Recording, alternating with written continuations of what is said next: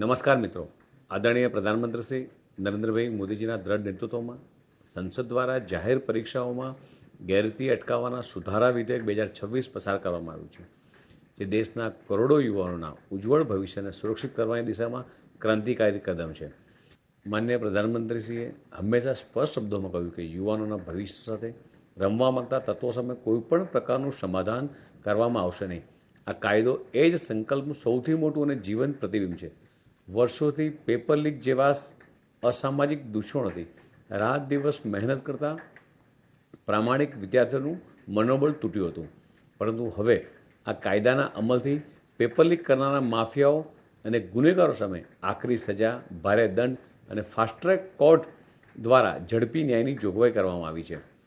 Technology આધારિત સુરક્ષા વ્યવસ્થાને કારણે હવે પરીક્ષા પ્રણાલી વધુ પારદર્શક અને વિશ્વસનીય બનવાની છે. આદરણીય પ્રધાનમંત્રી માનનીય મોદીજીના આપણા દેશના યુવાધનને નવા ભારતના સાચા નિર્માતા માને છે. અમૃતકાળમાં દરેક યુવાનને સમાન તક મળે અને વિકસિત ભારત @ 2047નું ભવ્ય વિઝન સાકાર થાય, તે માટે તેઓ સતત ચિંતિત અને કાર્યરત છે. માનનીય પ્રધાનમંત્રી શ્રી મોદીજીના માર્ગદર્શન હેઠળ આપણી ગુજરાત સરકાર પણ યુવાનોના ઉજ્જવળ ભવિષ્ય માટે સંપૂર્ણપણે કટિબદ્ધ છે.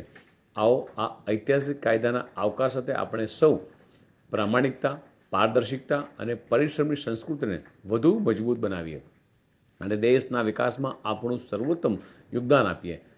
વિદ્યાર્થીઓના હિતોની રક્ષા કરતા આ ઐતિહાસિક વિધેયક બદલ હું યશસ્વી પ્રધાનમંત્રી શ્રી નરેન્દ્રભાઈ મોદીજીનો હૃદયપૂર્વક આભાર માનું છું.